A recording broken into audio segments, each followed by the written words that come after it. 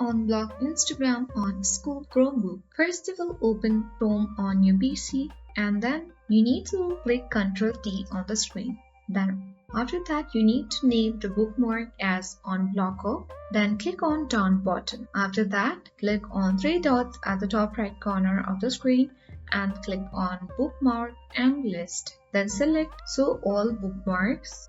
Then here select the Unblocker and right click on it. Then after that click on Edit. As you can see the URL of this bookmark, simply you need to copy it and click on Save button. Then after that on the description you need to paste it.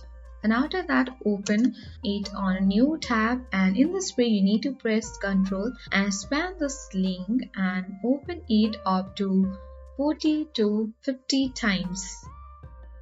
Then once you have done that, your PC will get overloaded and PC will not know what to do, which will unblock Instagram on school Chromebook. So now once you have done that process, after you open Instagram on your PC, then it will definitely unblock Instagram on your school Chromebook.